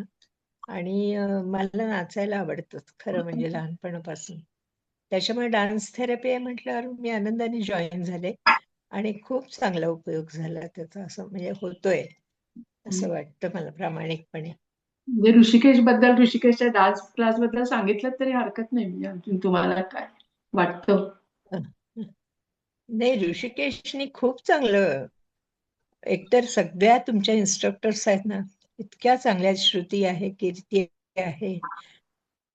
हाय काकू, कशा आहात, किती छान दिसताय तुम्ही आज, सगळ्यांना असं काहीतरी छान त्या म्हणत असतात. आणि ऋषी तर मला माहिती नव्हतं, पण एक एक वाचते त्याच्याबद्दल. He is a great choreographer असं मला वाटतं. आणि खूप त्याचे जे रिलॅक्सेशनची टेक्निक्स आहेत, आता कालच माझं कन्सल्टेशन झालं डॉक्टर भट बरोबर. He said you try for exercises that are related to balancing of your body, बाकी काही जरूर नाहीये तुला. त्याच्यामुळे आता ऋषिकेशला पण मी विचारीन आणि या दोघे पण छान सांगतात, प्रश्नच नाही काही.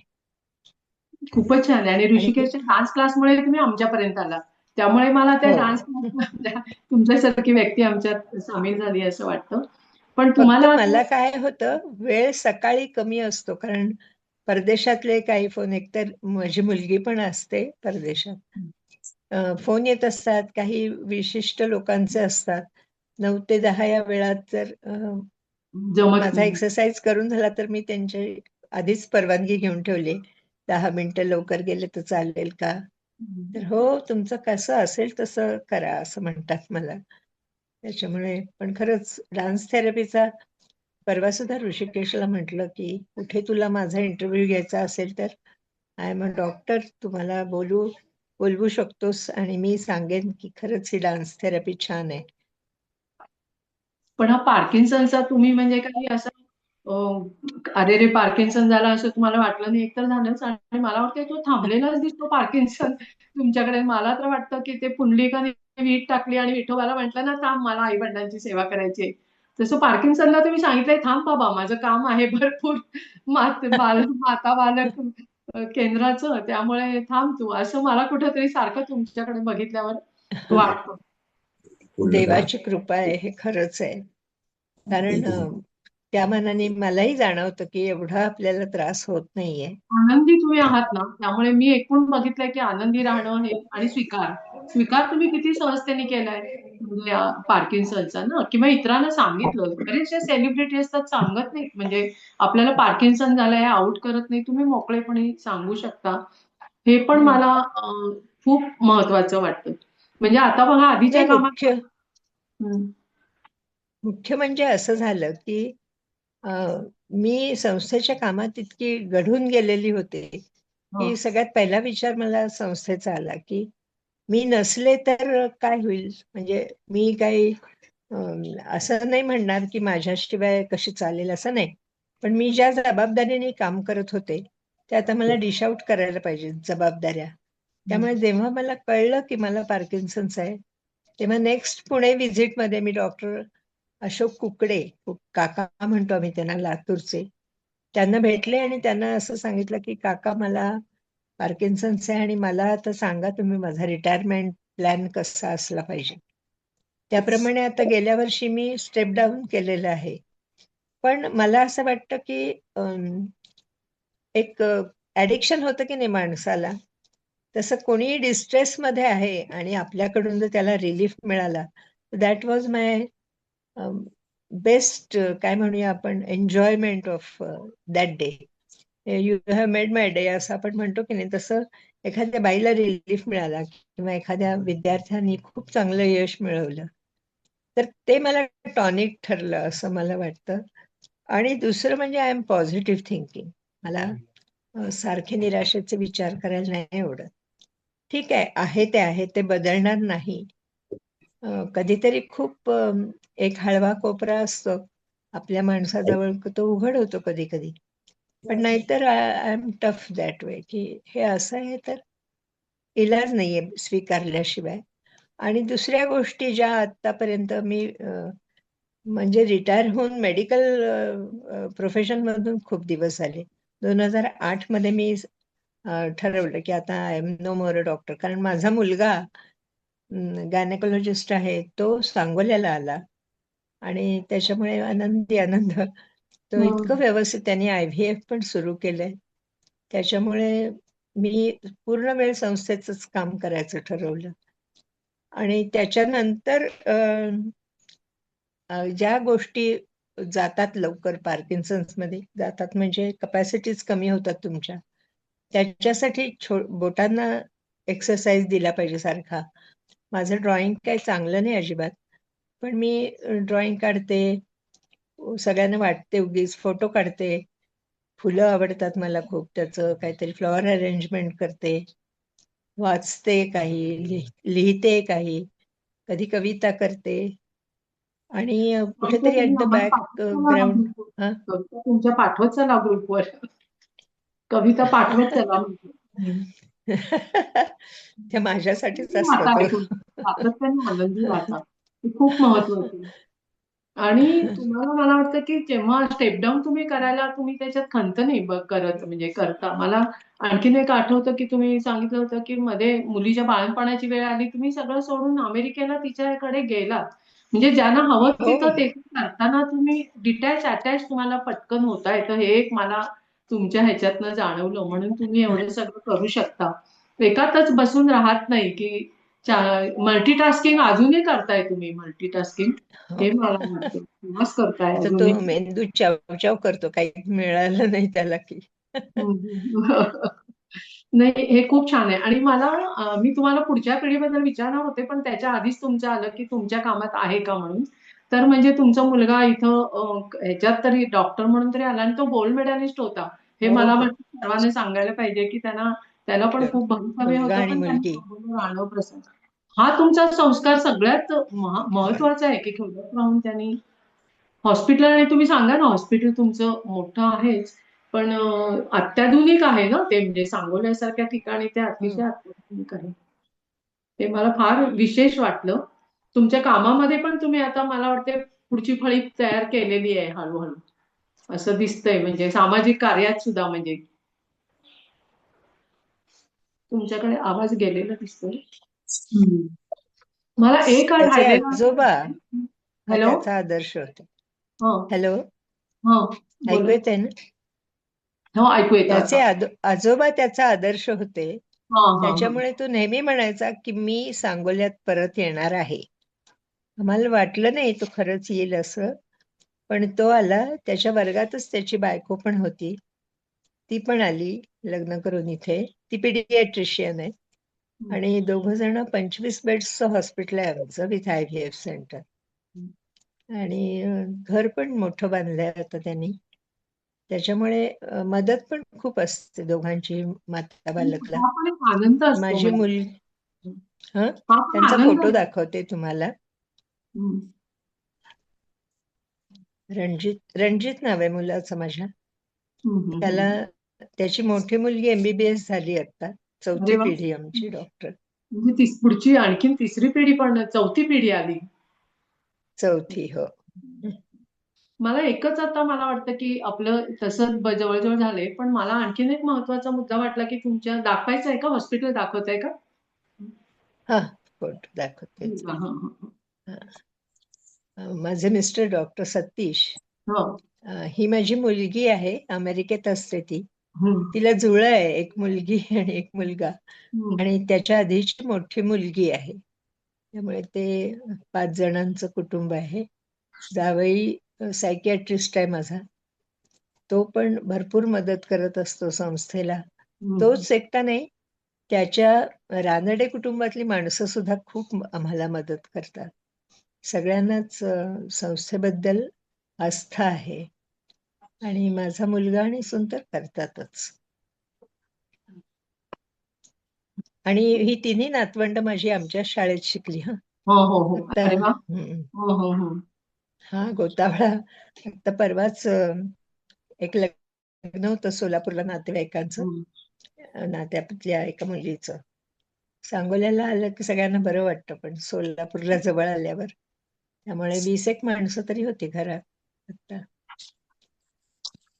आणि त्याच्यामुळे तुमची नातीभोवती हे संबंध आहेत ना, आणि म्हणजे तो सुद्धा एक ही सपोर्ट सिस्टीम ती तुमची फार छान असते, किंवा आनंद त्यांना तुम्हाला बघितल्यावर होतो जो आपण हवेसे आहोत अजून, हे वाटणं पार्किन्सनसाठी फार चांगलं आहे खरं तर. आणि तुम्ही तर किती हव्याशा आहात सगळ्यांना. काय माहिती फुलं हा एक इंटरेस्ट आहे माझा. त्याच्यामुळे फोटो काढणं आणि ते सगळ्यांना मी तुमची वाटणं असं पण खूप सुंदर. वेळ चांगला जातो. पण तुमचा हात हलत नाही की आम्ही फोटो काढताना? हो नाही हलत आहे अजून तरी नाही.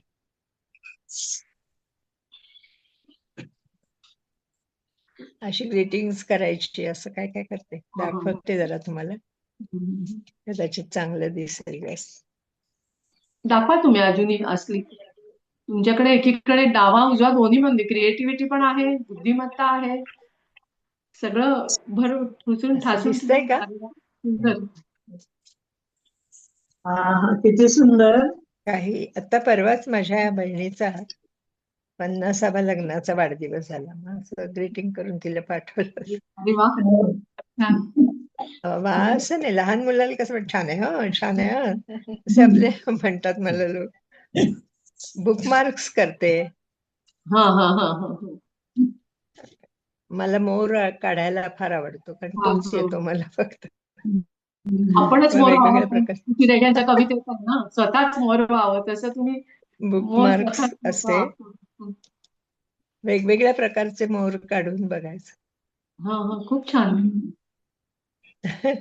फोटो काही फ्लॉवर अरेंजमेंट्स पण मला आवडतात करायला. काहीतरी फुलं घ्यायची, मग मागे असं लिहायचं, best friend isn't a person, कार्यक्रमात इट्स अ टायर. कलाकृती छान असतो त्यावेळेला ठेवूत बरं का हे. तुमचे सगळ्या कलाकृती ठेवूत. शक्यतो या तुम्ही, नाही आला तर हे बघा. पाठवता आला कोणाबरोबर तर. अरे वा, फारच सुंदर. आणि ही बाजू तर आणि फ्लॉवरिंग ट्रीज खूप लावलेले आहेत मी. हे पिंक तबोबिया म्हणतात त्याला. काटेसावर आहे माझ्याकडे. फुल खूप छान दिसतं त्याचं. गुढीपाडव्याच्या दिवशी आलं होतं ते, म्हटलं हीच गुढी आहे आपल्या घराची. किती सुंदर. अशा प्रकारे आपला आपला वेळ घालवायचा आता. नाही तो पार्किन्सन काय नाही तो थबकणारच होतो. तो आश्चर्याने तुमचं काम बघत राहत असेल, तुमची कलाकृती बघू का ह्यांचं काम बघू, असं तो पार्किन्सन झालं असेल आणि तो स्वस्त बसलेला आहे आपला त्यामुळे बघत तुमच्याकडे, असं मला वाटतं. तुम्ही मला एकदा म्हणला होता की मोहित सर तुमच्याकडे व्हिडिओ हे करताना तो म्हणला अहो तुमचा पार्किन्सन थांबलाय, असं ते म्हणले, असं म्हणाला होता की तुम्हाला व्हिडिओवर तपासत असताना ते म्हणले की तुमचं पार्किन्सन थांबलाय. हे किती छान आहे, म्हणजे डॉक्टरांनीच त्याला हे दिली आहे. खूप काम तुमच्याकडून अजूनही होणार आहे. आणि आणखीन काही सांगायचं आहे? नाही, सगळं छान तुम्ही ऐकून घेतलं. मुख्य तसे हे विषय फारसे आवडत नाहीत कोणाला. शाळा बेळा काय ऐकायचं. नाही हो, एवढं आयडियल अप्रोच ठेवून एक एज्युकेशनल इन्स्टिट्यूट म्हणजे काय मी असं म्हणेन सगळ्यांना एकदा या सांगोल्याला खरंच बघा. खरंच वाटायला लागलं. कारण का इतकं आयडियालिस्टिक अप्रोच असणारी शाळा म्हणजे नाही, एवढं काही नाहीये हो. नाही म्हणजे एवढं काही म्हणजे जगावेगळं काही नाहीये. सतत म्हणजे आता परवा लग्नाच्या वेळी 20 माणसं तुम्ही म्हणला होती तुमच्याकडे आणि सगळे दूरदूरचे नातेवाईक जोडून ठेवलेले आहेत तुम्ही. हे फार हे आहे, म्हणजे ही जी तुमची आसोशी आहे ना सगळ्याबद्दलची, तीच तुम्हाला तुमचं जगणं चांगलं करते किंवा पार्किन्सनला थांबवतीये. प्रत्येकात रस घेता, चेहऱ्यावर तुमच्या एक सात्विक समाधान आहे ना, देवाने दिलेलं सौंदर्य आहेच, पण या कामामुळे ते आतून जे तुमचे एक सात्विक समाधान आहे ना, ते तुमच्या चेहऱ्यावर खूप दिसतं. अगदी ठळकपणे समाधान मात्र खरंच आहे, वादच नाही. सांगू शकते की आला घरात बसले आणि मला तो जाणवला, म्हणजे की तो तुमच्या कामातनं आणि त्याच्यात सुतार्थ समाधानातनं आलेला आहे. Correct correct. आणि त्या एरवीसला बोलताना विद्यार्थ्यांची, त्या बायकांची किती उदाहरणं सांगत राहतात ना, की तुम्हाला हे आनंदाचं ना, तुम्ही जे पेरलंय ते छान उगवून आलंय हे तुम्ही बघू शकताय. हे मला वाटतं मी असं म्हणते की मी लाभार्थी पाहिजे संस्थेची, त्यामुळे माझं मातृत्व व्यापक झालं असं वाटतं मला. खरंच आहे. त्यामुळे मला वाटतं की ह्याच्यापुढे मला वेगळा समारोप आता करून हे करायला नको. लोकांच्या डोळ्यासमोर प्रत्येकाच्या जे जे आहे ते तसंच राहू दे. सगळ्यांना सगळं स्वच्छ दिसलेलं आहे तुमचं जे काही आहे ते. आणि आम्ही खूप अगदी हे आहोत, म्हणजे काय की भाग्यवान आहोत की तुमच्यासारखी व्यक्ती पार्किन्सनमुळे आमच्या संपर्कात आली. पार्किन्सनला अगदी आभार त्याचे. पण अगदी मी 100% मान्य करते. धन्यवाद मनापासून. कोणाला काही सांगायचं असलं तर आता याच्याबद्दल प्रश्न आपण नकोच ठेवायला. कुणाला प्रश्न असले तर नंतर विचारा, आपण संजीवनी ताईंना सांगायला सांगू. कारण मग ते जे काही छान झालेलं आहे ना, ते कुठंतरी त्याची हे जाणार. मला वाटतं की प्रश्नोत्तर घ्यायला लागली की हा जो एक कुठंतरी हे झालेला आहे ना, परिणाम झालेला आहे ना सगळ्या तुमच्या गप्पांचा, तो तसाच राहू दे असं मला वाटतं. खूप खूप आभार तुमचे की किती वेळ तुम्ही, आणि ह्याच्यासाठी तुमचे सहकार्यांचे. रविदादाने असले तर त्यांना थोडं दाखवा ना, त्यांनी हे सुंदर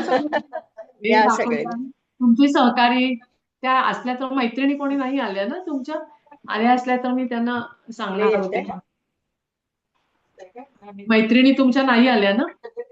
कोणी झाले काय? मैत्रिणी नाही, माझ्या पुण्याच्या मैत्रिणीला बघायचं होतं. तिकडून इथल्या मैत्रिणी कधीही येतील ना. हो, पण पुण्याच्या आलेली आहे का? आमच्या मुली आहेत. अश्विनी कुलकर्णी, अशू म्हणतो आम्ही तिला. नमस्कार. नमस्कार नमस्कार. नमस्कार. ती आईच्या पोटात असल्यापासून मला माहिती आहे. शाळेची माझी विद्यार्थिनी आहे, सीओ म्हणून काम करते. आहेत सगळे म्हणून म्हणते ना मी, टीम चांगली आहे आमची. ही दुसरी आहे, प्रेरणा आमची चांगली आहे आधी मुळात. वर्षा राऊत, ही पण कम्प्युटरचं सगळं काम बघते, छान काम करतात. रवी विहार, महेश फुले, दोघ जण टेक्नॉलॉजिस्ट आहेत, शिक्षकच आहेत दोघही. महेश, नमस्कार नमस्कार. हे रवी दादा का? बराच वेळ देतात ते पण, म्हणजे पगार असून सुद्धा खरं तर. सगळ्यांचे आभार. त्यांच्या सहकार्यामुळे त्यांनी सगळं तुमचं आणि हे तज्ञ याच्यातले अच्छा. रवी कुंभार. हा रवी.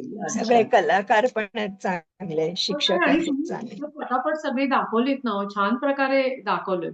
आणि नंतर बऱ्याचशा ह्याचं त्यांनी केलेलं आहे ना काम, असं दिसतं शूटिंगचं, ह्याचं त्याचं, आधीच्या तुमच्या व्हिडिओचं.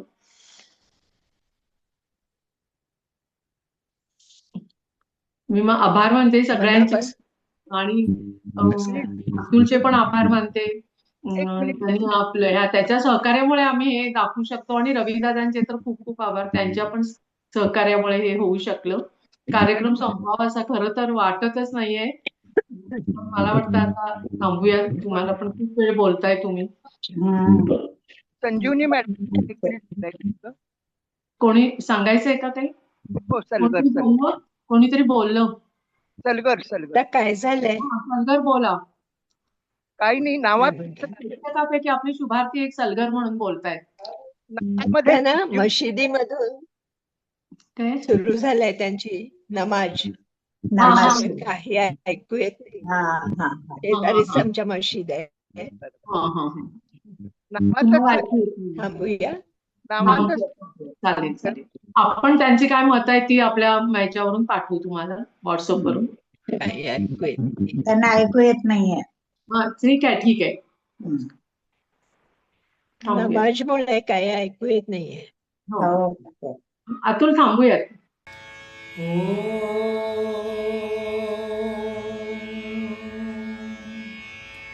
सर्वेपि सुखिनः सन्तु, सर्वे सन्तु निरामयाः, सर्वे भद्राणि पश्यन्तु, मा कश्चित् दुःखमाप्नुयात्. ॐ